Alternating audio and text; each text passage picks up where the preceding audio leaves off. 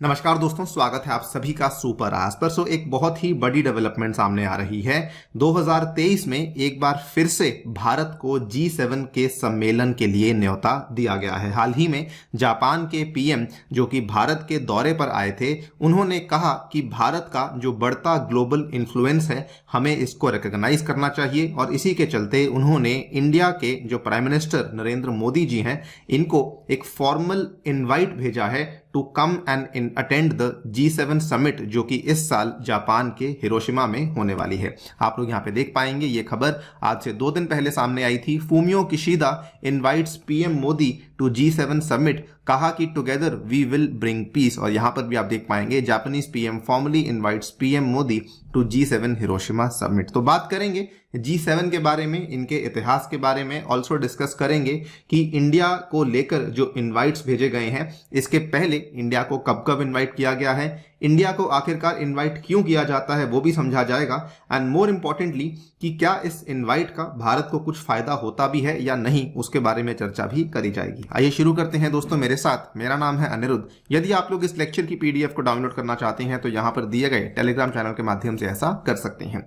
Also बताना चाहूंगा कि नवरात्रि के उपलक्ष्य पे एक बहुत ही शानदार ऑफर आपके लिए चलाया जा रहा है टेक्स्ट बुक की ऐप पे, जिसके चलते दोस्तों अगर आप लोग 2023 का जो मेरे द्वारा बनाया हुआ करंट अफेयर्स क्रैश कोर्स है, इसमें एनरोल करना चाहते हैं तो आपको ये पूरा का पूरा कोर्स अवेलेबल करवाया जा रहा है in only and only 1039 rupees. ये वाला कोर्स में अगर आप एनरोल करते हैं तो आपके लिए पिछले 1 साल के सभी करंट अफेयर्स और साथ में जुड़ा हुआ स्टैटिक कंटेंट अवेलेबल करवाया जाएगा। और इसमें एक स्ट्रक्चर्ड और ऑर्गेनाइज तरीके से आपकी पूरे के पूरे करंट अफेयर्स को कवर करवाया जाएगा। इतना ही नहीं, आपके लिए एक स्पेशल फ्री सीरीज चल रही है जिसका लिंक आपको नीचे पिन्ड कमेंट में मिल जाएगा। इसमें जरूर एनरोल कीजिए। इसकी हमने जो क्लासेस हैं वो प्राइमरीली 2023 के अभ्यर्थियों के लिए बनाई हैं।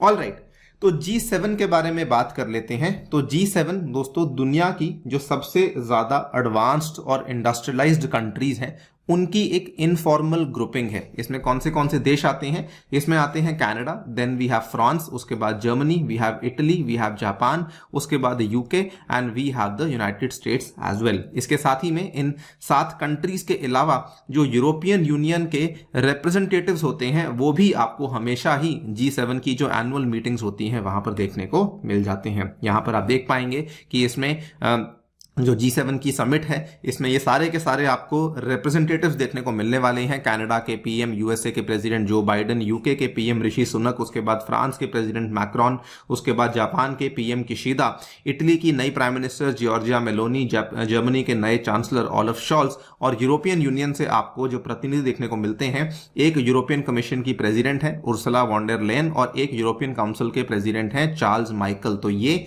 सारे के सारे परमानेंट अटेंडीज होते हैं जो कि आपको हर साल ही G7 के अंदर देखने को मिल जाते हैं। Before we talk about the formal invite to India, हमें G7 की हिस्ट्री के बारे में थोड़ी सी जानकारी होनी जरूरी है।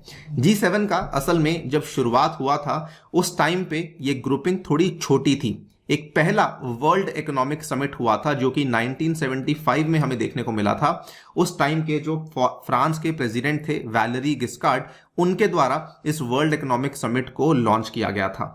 इन्होंने इसी वर्ल्ड इकोनॉमिक समिट को कुछ टाइम के बाद नाम दे दिया एक ग्रुप ऑफ 6 कंट्रीज का, यानी कि G6 कंट्रीज का, जिसमें कि आपको Germany, France, great Britain, Italy, Japan और यूएसए देखने को मिले। उसके बाद क्या हुआ कि कुछ ही टाइम के बाद ये वाला जो G6 है, 1976 में जस्ट अगले ही साल 75 के बाद 76 में कनाडा को ऐड कर दिया गया टू द ग्रुपिंग, और फिर ये G6 से बन गया G7। जब ये G7 बना तो इनका जो पहला मीटिंग हुआ था, ये हुआ था in the place called as Puerto Rico. 1980s में क्या हुआ कि G7 ने अपना जो डोमेन एरिया था उसको एक्सपैंड कर दिया to include the foreign and the security policy issues. और जैसे ही ये हुआ तो उसके कुछ ही टाइम के बाद 1990s के आसपास की बात है कि रशिया को भी इसमें इंक्लूड कर लिया गया। उस टाइम पे सोवियत के जो जनरल सेक्रेटरी मिखाइल गोर्बाचेव, उस टाइम पे यूएसएसआर हुआ करता था, उसको टॉक्स में इन्वाइट किया गया on the sidelines of London summit in 1991। And finally 1990 1998 में जाकर के ग्रुप ऑफ 8 को बनाया गया था, बिकॉज अब इसमें रशिया भी एक मेंबर बन चुका था। तो ये शुरुआत G6 से हुई थी, लेकिन उसके बाद ये G7 बना 1976 में, और उसके बाद दोस्तों ये G8 बना जब रशिया को इसमें ऐड करवाया गया था। लेकिन क्या होता है कि कुछ सालों के बाद, ऑलमोस्ट 16 इयर्स के गैप के बाद, रशिया को इस G8 के सम्मेलन में से, इस ग्रुपिंग में से निकाल दिया जाता है। कारण, रशिया ने 2014 में एनेक्सेशन किया था क्रीमिया का, जिसके चलते रशिया को इस सम्मेलन में से, इस ग्रुपिंग में से निकाल दिया गया था। आप यहां पे देख पाएंगे 24 मार्च 2014 की यह खबर है, USA and other powers kick Russia out of the G8, जिसके चलते G8 जो है वो फिर से एक बार G7 बन जाता है। तो इस पूरे के पूरे जो ग्रुपिंग की हिस्ट्री है, it basically starts with G6, becomes G7, becomes G8 and then once again becomes G7। तो ये पूरा का पूरा हिस्ट्री है जो कि हमें G7 को लेकर जानना जरूरी है। ये वाला मैप इनफैक्ट आपको काफी क्लियरली बता देगा कि G7 की मेंबर कंट्रीज में कौन कौन आते हैं। G8 में यहां पर साथ में रशिया आता है, और G20 में आपको साथ में ये वाली 12 कंट्रीज भी देखने को मिल जाती हैं, जहां पर आपको चाइना, इंडिया, ब्राजील जैसे देश भी देखने को मिल जाते हैं।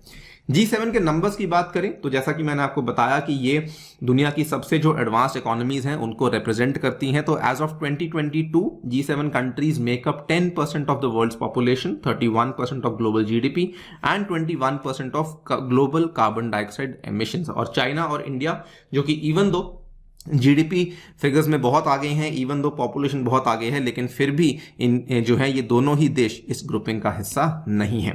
नाउ इंडिया की रिलेशनशिप की बात करें तो पहली दफा जब इंडिया को इनवाइट किया गया था वो साल था 2003 का, जब हमारे पहले रह चुके प्राइम मिनिस्टर श्री अटल बिहारी वाजपेयी, इनको G7 के सम्मेलन में इनवाइट किया गया था एज अ गेस्ट। और उस टाइम पे इंडिया में इस चीज को लेके काफी ज्यादा एक्साइटमेंट भी थी। उसके बाद जब हमारे अगले प्रधानमंत्री आए मनमोहन सिंह जी, उनको भी कई बार न्योता दिया गया था, और इनफैक्ट पिछले 4 सालों से हमें लगातार न्योता दिया जा रहा है। फ्रांस ने 2019 में इनवाइट किया था इंडिया को for the G7 summit as a goodwill partner. India ने इसको अटेंड भी किया था। 2020 में प्रेसिडेंट डोनाल्ड ट्रंप ने अगेन इनवाइट किया था पीएम मोदी को टू द G7 समिट, लेकिन कोविड-19 के चलते यह सम्मेलन हुआ ही नहीं था। 2021 में यूके के जो प्राइम मिनिस्टर थे बोरिस जॉनसन, इन्होंने फिर से इनवाइट किया इंडिया को फॉर द G7 समिट, लेकिन ये सम्मेलन जो है ये यूके में नहीं हो पाया। ये सम्मेलन जो है ये वर्चुअली किया गया था। पीएम मोदी ने अटेंड इसको वर्चुअली ही किया था। और 2022 में पिछले साल का जो समिट था, जो कि काफी इंपॉर्टेंट था, बिकॉज वो एक ऐसा दौर था जब रशिया और यूक्रेन में टेंशन शुरू हो चुकी थी, तो जर्मनी जो कि इसकी होस्ट कंट्री थी, उसके द्वारा इंडिया को फॉर्मली इनवाइट किया गया था और पीएम मोदी के द्वारा इस सम्मेलन को अटेंड भी किया गया था। नाउ इस साल फिर से 5वीं बार ऐसा हुआ है कि प्रधानमंत्री नरेंद्र मोदी जी को इंडिया को रिप्रेजेंट करने के लिए G7 में इनवाइट किया गया है, और this time the invite has been given by Japanese PM, क्योंकि जापान जो है वो इस साल का होस्ट है। So Fumio Kishida invites PM Modi to G7 summit, says together we will bring peace. तो ये भारत के दौरे पर आए थे।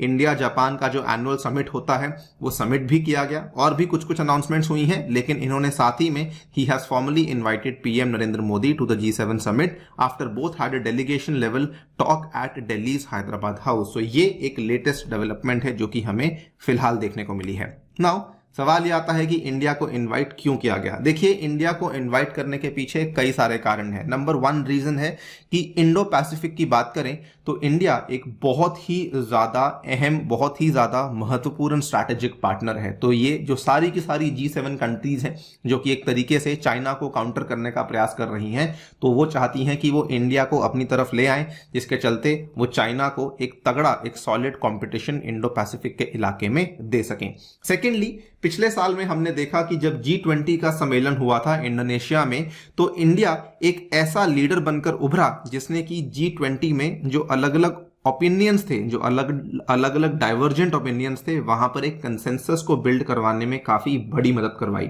सो India basically emerged as a consensus builder at G20, और इसके चलते भी इंडिया को देखा जा रहा है कि इंडिया की डिप्लोमेसी जो है वो काफी स्ट्रांग है, और इसीलिए G7 जैसी मीटिंग में इंडिया को इनवाइट किया जा रहा है। इनफैक्ट पिछले साल इंडिया ने अपने फॉरेन पॉलिसी के माध्यम से ये भी दिखाया कि किस तरीके से हम लोग वेस्ट के साथ भी अपने व्यापार को जारी रख रहे हैं और रशिया के साथ भी हम लोग हमारे व्यापार को जारी रख रहे हैं। मतलब कि हमारी जो फॉरेन पॉलिसी है वो एक बहुत ही अच्छे तरीके से बैलेंस बनाने में सक्षम है, और इस चीज की प्रेज, इस चीज की सराहना दुनिया भर के नेताओं के द्वारा करी गई थी। ये कारण है इंडिया को बुलाने के। लेकिन व्हाट अबाउट कि क्या इंडिया को इससे कुछ फायदा होता भी है या फिर नहीं? देखिए, कई सारे एक्सपर्ट्स, कई सारे डिप्लोमेट्स का ये मानना है कि इंडिया जब ऐसे बड़े बड़े इवेंट्स पे जाता है तो एक तरीके से इंडिया अपनी आवाज वहां पे रखता है। कोई भी बड़ा मुद्दा होता है, जैसे कि क्लाइमेट चेंज हुआ, टेररिज्म हुआ, इकोनॉमिक रिकवरी, हेल्थ वगैरह, उसमें इंडिया अपनी आवाज रखता है। साथ ही में इन बड़े बड़े इवेंट्स में जाने का फायदा यह भी होता है कि वहां पर जो नेता, वहां पर जो लीडर्स पीएम मोदी से मिलते हैं, सो उन कंट्रीज के साथ इंडिया बायलेटरली भी अपनी रिलेशनशिप को आगे बढ़ाता है, and it takes bilateral and plurilateral partnerships forward. And more importantly, India जब ऐसे सम्मेलनों में जाता है तो हम एक ऐसी पोजीशन में पहुंच जाते हैं जिसमें कि हम लोग एक और मल्टीपोलर वर्ल्ड को बनाने के लिए अपनी आवाज और ज्यादा उठा पाते हैं। हम लोग रशिया के साथ हमारे संबंधों को रखते हैं, और G7 जो कि प्राइमरीली एक वेस्टर्न कंट्रीज के द्वारा डोमिनेटेड ग्रुपिंग है, वहां पर भी अपनी आवाज रख पाते हैं। तो हम लोग एक केस पुट ऑन करते हैं towards a multipolar world. So yes, ये जो इनवाइट्स होते हैं इंडिया के लिए डेफिनेटली काफी ज्यादा बेनिफिशियल होते हैं। बाकी आप लोग क्या सोचते हैं, हमें डेफिनेटली बताना कि क्या ये इनवाइट्स इंडिया के लिए लाभदायक होते हैं या फिर नहीं। बिफोर आई एंड, मैं आपको बताना चाहूंगा कि India is not the only country जिसको इनवाइट किया गया है। इसके अलावा दोस्तों Australia, Brazil, Comoros, cook islands, Indonesia, south Korea, Ukraine और वियतनाम, इन देशों को भी न्योता भेजा गया है। और साथ में ये वाली जो मल्टीलेटरल एजेंसीज हैं, which includes international energy agency, international monetary fund, OECD, UN, world bank, WHO, WTO, इनको भी न्योता भेजा गया है। So it's not just India, और भी कई सारे देश और कई सारी अंतरराष्ट्रीय संगठनों को न्योता भेजा गया है। इसी के साथ इस वीडियो को करता हूं समाप्त। जाने से पहले एक बार फिर से बताना चाहूंगा, अगर आपने कोर्स में एनरोल नहीं किया है, डेफिनेटली एनरोल कीजिए। लिंक आपको नीचे डिस्क्रिप्शन में दे दिया जाएगा। Thank you so much for listening. Stay tuned and